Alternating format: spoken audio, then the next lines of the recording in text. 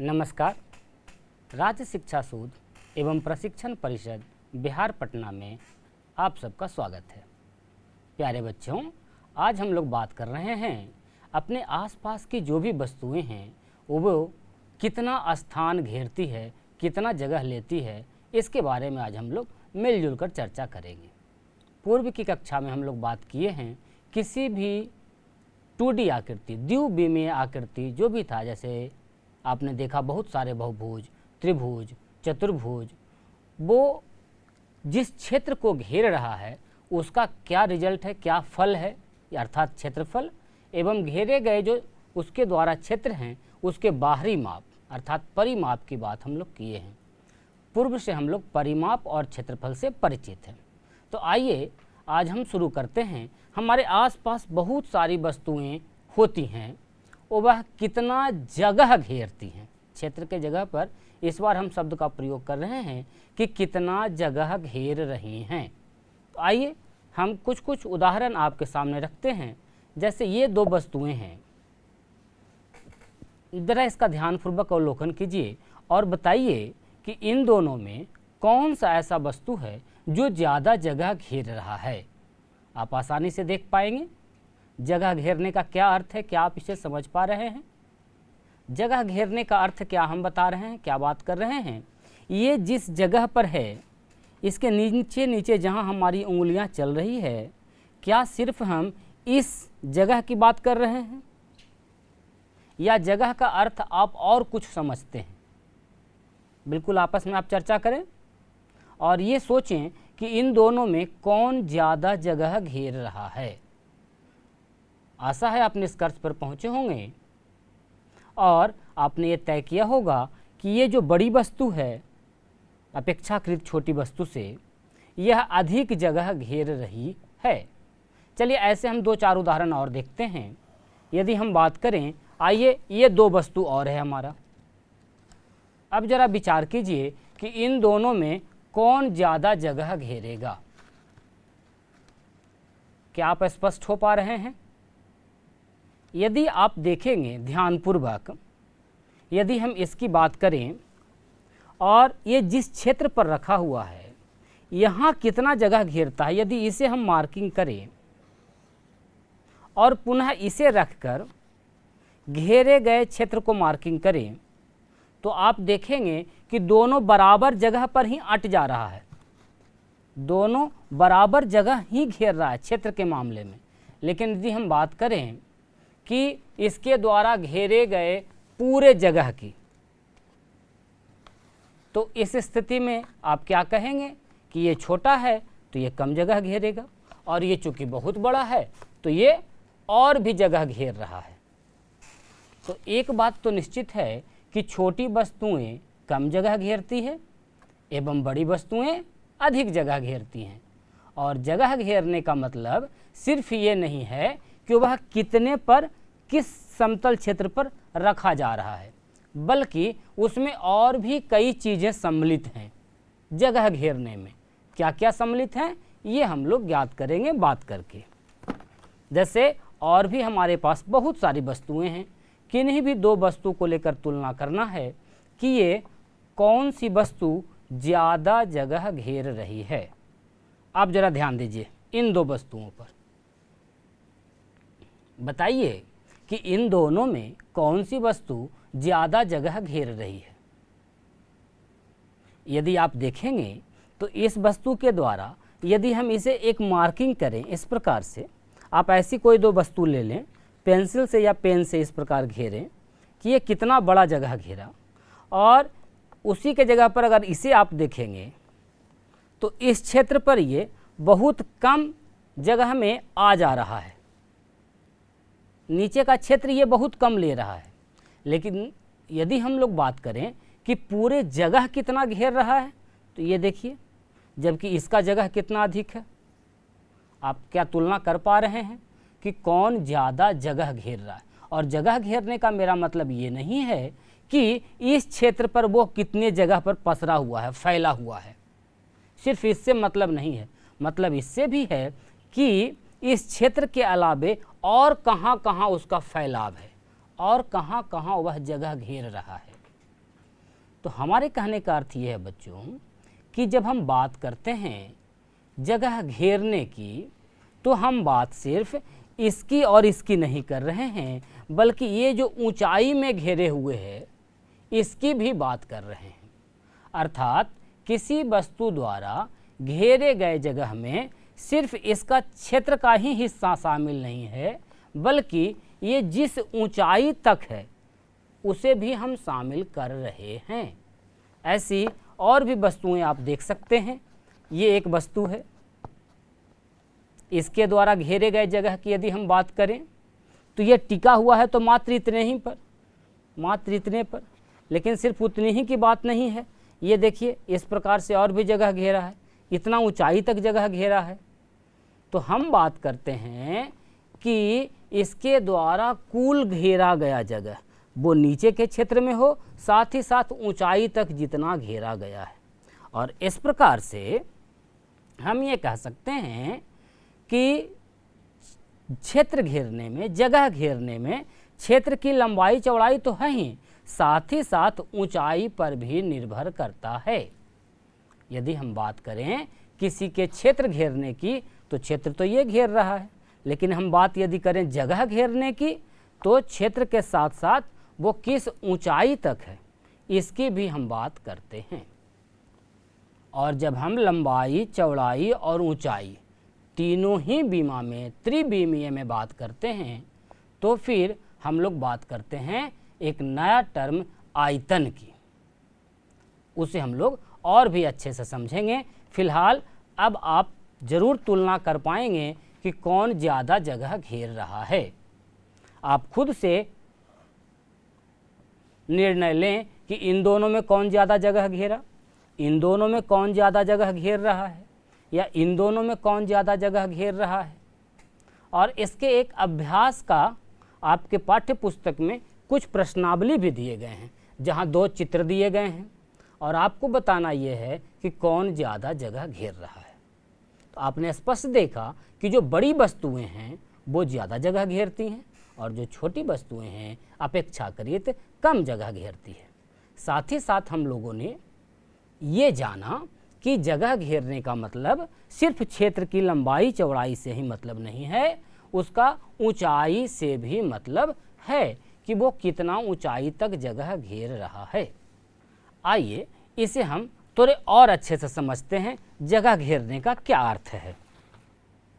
प्यारे बच्चों, कोई वस्तु कितना जगह घेरती है इसे और भी अच्छे से समझने के लिए हमने एक बर्तन में कुछ पानी लिया है। अब ये जितने जगह पर पानी है ये पानी द्वारा घेरा गया जगह है। यदि इसमें हम पानी की मात्रा बढ़ा दें तो उसका जगह भी बढ़ता जाएगा। अर्थात पानी के द्वारा जो घेरा गया जगह है ये इसके क्षेत्र पर तो निर्भर है ही, साथ ही साथ इसकी ऊंचाई पर भी निर्भर है। आप देख पा रहे हैं हमारे बर्तन में कुछ न कुछ यहाँ मार्किंग किया गया है। ये वस्तुतः इसके द्वारा धारण की गई जो क्षमता है, जिसे हम लोग आयतन कहते हैं, इसे दिखा रहा है, धारिता को दिखा रहा है। 200 के आसपास आप देख रहे हैं हमारे पानी का भी स्तर है। अब हम क्या करेंगे, इसके अंदर कुछ और छोटी वस्तुओं को डालेंगे और देखेंगे कि ये जगह कितना घेरता है। यदि ये भी जगह घेरेगा तो पानी का स्तर हमारा क्या होगा, ऊपर उठना चाहिए। तो आइए हम एक छोटा सा प्रयोग करके देखते हैं। आप देखेंगे जल का स्तर जो अभी 200 के ठीक पास था, क्या अभी भी वो 200 के ही पास है। आप इस प्रकार से और भी डूबने वाली कुछ वस्तुएं आसपास से ले सकते हैं। कोई भी पत्थर का टुकड़ा विद्यालय के पास से लें और देखें क्या आपको जल के स्तर में कोई परिवर्तन दिखा।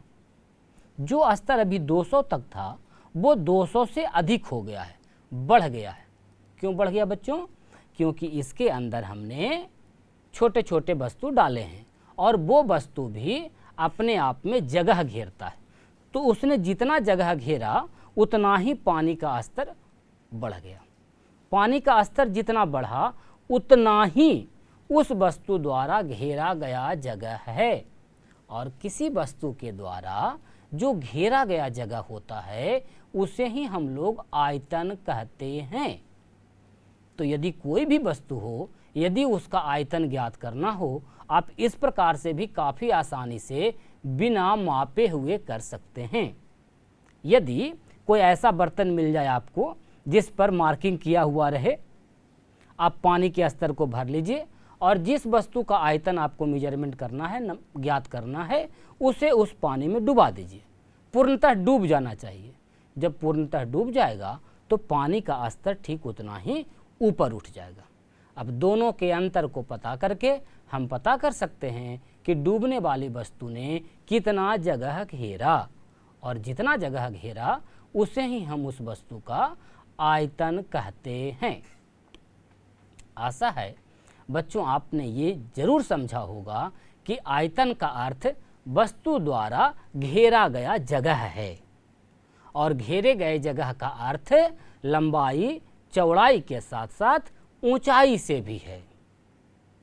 साथ ही साथ हमने जाना कि जो बड़ी वस्तुएं हैं वो अधिक जगह घेरती हैं।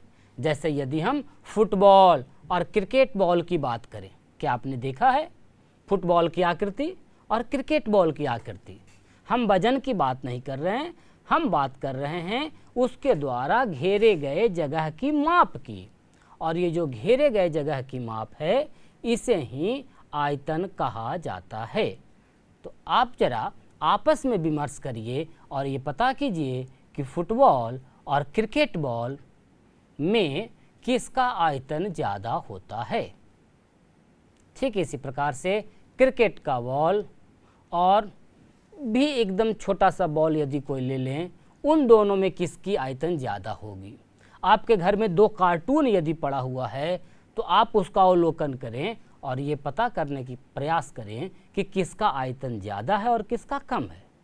आयतन कोई नया टर्म नहीं है, आयतन का बस इतना ही अर्थ है कि वस्तु कितना जगह घेर रही है, उसे ही आयतन कहेंगे। और आयतन के लिए मुख्य रूप से कौन कौन जिम्मेवार है? 3 विमाएँ, लंबाई, चौड़ाई और ऊंचाई। आइए अब हम कुछ और एक्टिविटी के द्वारा, कुछ और प्रयोग के द्वारा आयतन ज्ञात करने का प्रयास करते हैं। प्यारे बच्चों, हम लोग बात कर रहे हैं वस्तु द्वारा घेरे गए जगह की माप की, और उस घेरने वाले या घेरे गए जगह की माप को क्या कहते हैं? आयतन कहते हैं। अंग्रेजी में उसके हम लोग वॉल्यूम शब्द का उपयोग करते हैं। कहीं कहीं धारिता भी कहा गया है, एक ही बात है, धारिता हो, आयतन हो, या अंग्रेजी में उसे हम लोग वॉल्यूम कहते हैं। आप इस प्रकार की आकृति तो पहचानते ही। ये देखिए जो आकृति हमने रखा है, प्यारे बच्चों, ये घन की आकृति है और ये एक घन इकाई इसे हम मानकर चलते हैं। ऐसे ऐसे बहुत सारे घन हैं।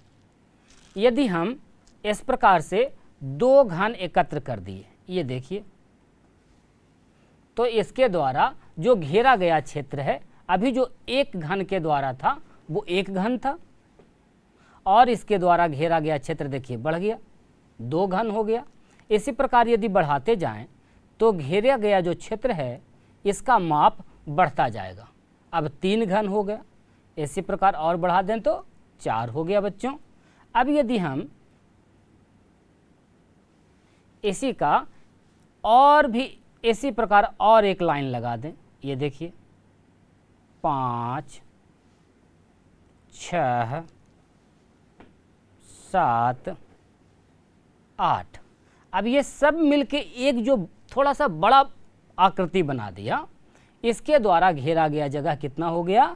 यदि आप काउंट करेंगे तो 1, 2, 3, 4, 5, 6, 7 और 8। आप चाहें तो इसमें एक और लाइन लगा सकते हैं, और इस प्रकार से पुनः से हमने 4 घन लगा दिए हैं। अब देखिए हमारी जो आकृति बनी, इसमें घनों की संख्या कितनी हो गई? एक पंक्ति में 4 है, दूसरे में भी 4 है, और तीसरे में भी 4 है। आप चाहें तो इसे गिन सकते हैं, 1, 2, 3, 4, 5, 6, 7, 8, 9, 10, 11, 12, या क्या कर सकते हैं? 4 को 3 से गुना कर सकते हैं। अर्थात कुल घेरा गया क्षेत्र जो है, इसमें कितने घन लगे हैं क्षेत्र घेरने में? 4/3 का 12 घन लगा है। तो यही इसका आयतन हो गया। कितना? 12 घन इकाई। यदि इसके क्षेत्र को आप इसी प्रकार और बढ़ाते जाएंगे, तब आप इसके द्वारा घेरे गए जो क्षेत्र जैसे जैसे बढ़ते जाएगा, वैसे वैसे इसका आयतन भी बढ़ता जाएगा। आप चाहें तो इसे थोड़ा, आइए इसमें हम 2-2 और लगा देते हैं। आइए, इस प्रकार का आप अपने घर पर भी एक्टिविटी विद्यालय में कर सकते हैं। एक समान माप की घनाकार की बहुत सारी वस्तुएं लें और उससे विभिन्न प्रकार की आकृतियां बनाएं। ये हमने एक आकृति बनाया और हम कह रहे हैं कि इसका आयतन क्या होगा। तो हमारे आयतन कहने का क्या अर्थ है बच्चों? आयतन शब्द कहने का अर्थ है कि आकृति द्वारा घेरा गया क्षेत्र। अब कितना क्षेत्र घेरा गया है और घेरने में कितने घन लगे हैं, उसी के हिसाब से तो हम बता पाएंगे कि कितना क्षेत्र घेरा गया है। तो क्षेत्र घेरने में हमारे घन लगे हैं 1, 2, 3। आप चाहें तो गिन सकते हैं, या 3 एक में है और ऐसा 1, 2, 3, 4, 5 और 6 है। 6 को आप 3 से गुना कर सकते हैं, हो जाएगा 6 गुना 3 बराबर 18 घन इकाई। ये जो आकृति अभी बनी है, इसका आयतन हम लोगों ने आसानी से ज्ञात कर लिया। आप देखें, इसमें अभी एक परत लगा हुआ है। आप चाहें तो इस पर और भी ऐसे ऐसे कई परत लगा सकते हैं। अब परत लगाने से क्या होगा, जो जरा देखिए हम नीचे की आकृति को एकदम सेम रखते हैं, इतना ही बड़ा, और जिसमें अभी हमारे घन कितने लगे हुए हैं, 1, 2, 3, 4, 5, 6 और 6 गुना 3 बराबर 18 घन। बिना कोई छेड़छाड़ किए हुए ठीक ऐसा ही एक परत हम और बनाते हैं। आइए हम मिलकर बनाते हैं एक परत और। दूसरा परत हम लोग लगा रहे हैं बच्चों। चलिए, एक परत लग गया।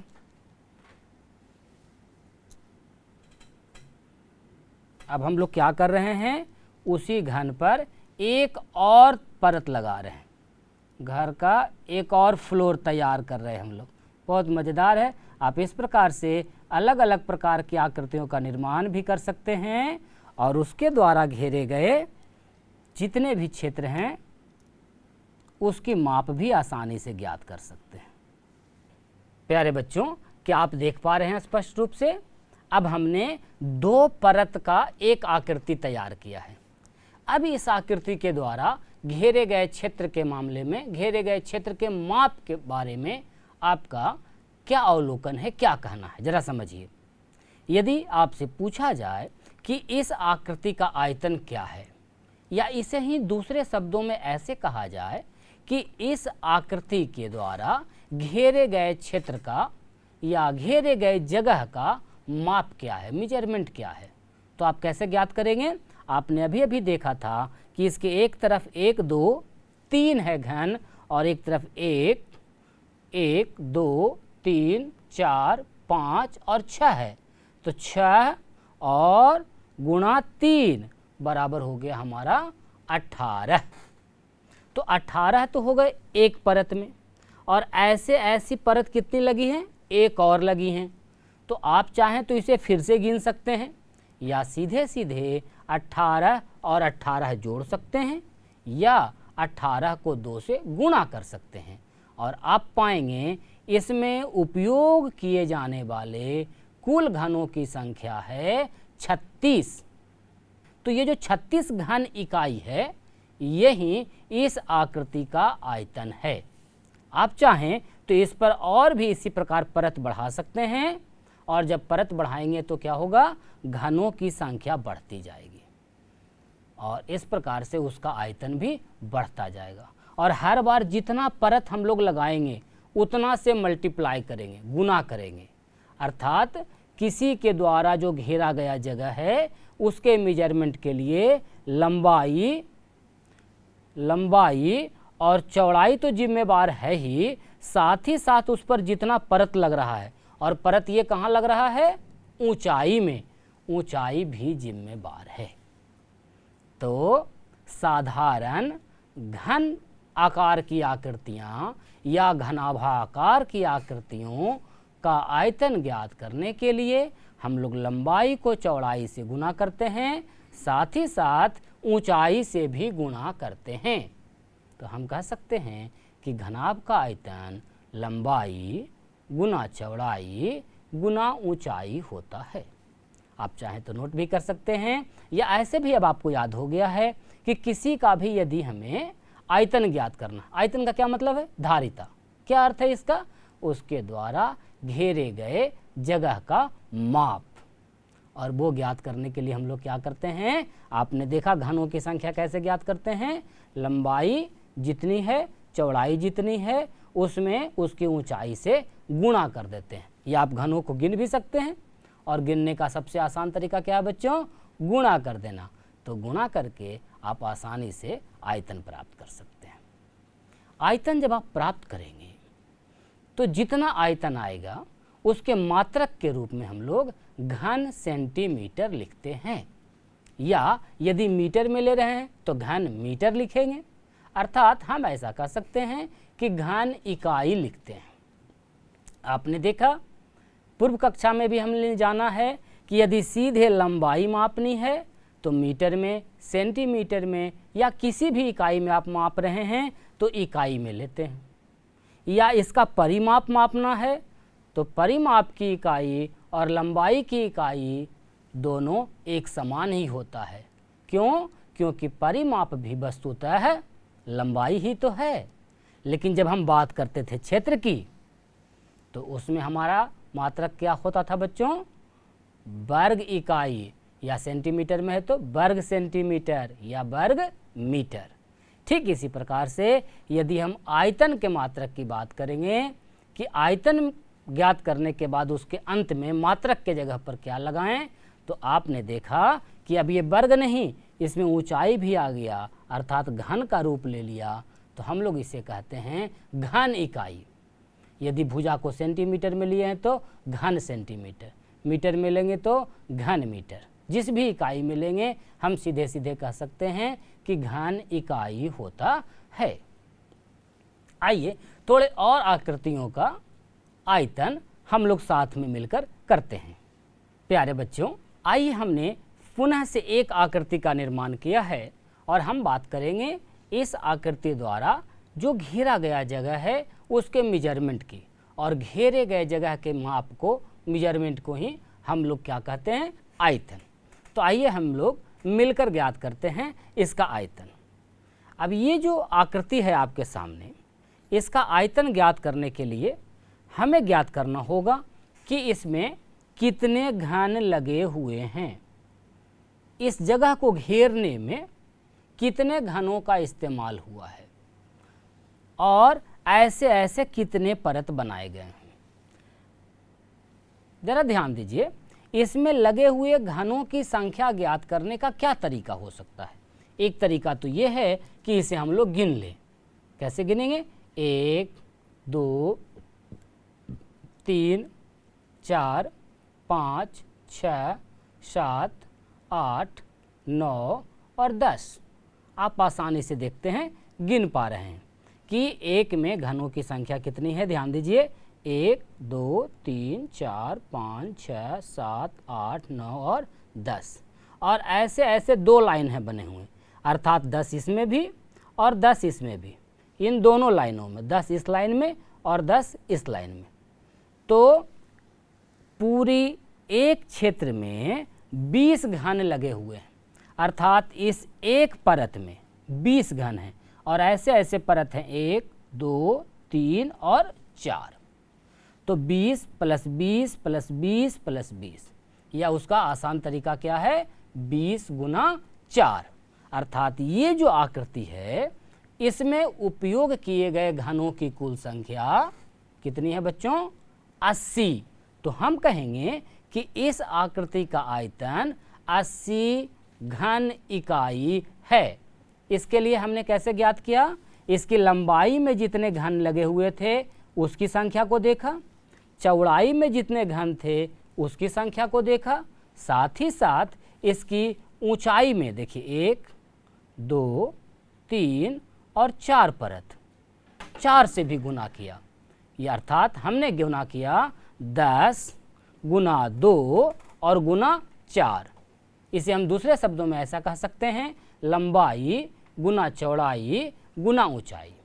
तो घनाभ के आकार की यदि कोई वस्तु हो या घन के आकार की कोई वस्तु हो तो उसका आयतन ज्ञात करने के लिए हम लोग तीनों बीमा का ध्यान रखते हैं और सिंपल तीनों का गुणा कर लेते हैं, लंबाई गुना चौड़ाई गुना ऊंचाई। आप इस प्रकार की कई प्रकार की आकृतियां जो आपके आसपास में हों, माचिस की डिबिया आपके पास है उसको लीजिए, आपके पास स्केल है इंस्ट्रूमेंट बॉक्स में, खुद से मापिए उसकी लंबाई को, चौड़ाई को और ऊंचाई को और माप करके उसका आयतन ज्ञात करें। जो आपके पाठ्य पुस्तक में प्रश्न दिए हैं उसे तो आप हल करें, काफ़ी आसान है, आसानी से हल हो जाएगा। साथ ही साथ आप अपने आसपास की जो वस्तुएं हैं बिखरी पड़ी, उसे ले लीजिए किसी भी वस्तु को और उसका आयतन ज्ञात करने का प्रयास कीजिए।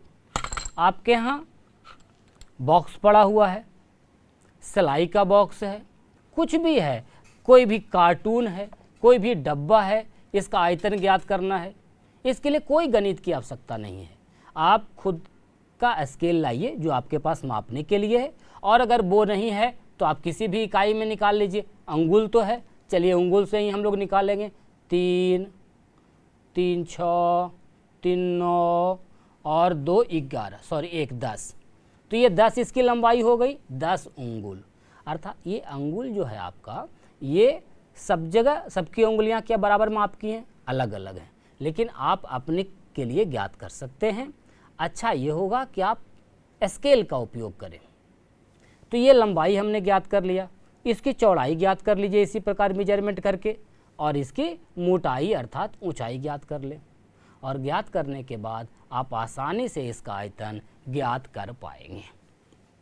तो बच्चों, पूर्ण विश्वास है कि आप अपने पाठ्य पुस्तक के सभी प्रश्नों के साथ साथ अपने आसपास की जो वस्तुएं हैं उसका भी आयतन ज्ञात करेंगे। 2 मित्र मिलकर करें और मजा आएगा। समूह के रूप में कार्य करें, कुछ उसको टास्क दीजिए, कुछ खुद से लीजिए और देखिए कि क्या दोनों का उत्तर मिल रहा है, और यदि नहीं मिल रहा है तो कहाँ डिफरेंसेज हो रही हैं। आशा है आप सभी प्रश्नों को बना जाएंगे और आसपास की वस्तुओं का भी आयतन ज्ञात करने का प्रयास करेंगे। तो बच्चों, हमने आज सीखा आयतन क्या है, कैसे ज्ञात किया जाता है, बड़ी वस्तुओं का आयतन छोटी वस्तुओं की तुलना में अधिक या कम होता है। साथ ही साथ हमने जाना उसके मात्रक के बारे में भी। तो आप इन बातों को दोहराते रहें, खूब अभ्यास करते रहें। हम लोग नई कक्षा में और भी नई जानकारी के साथ मिलेंगे। तब तक के लिए नमस्कार।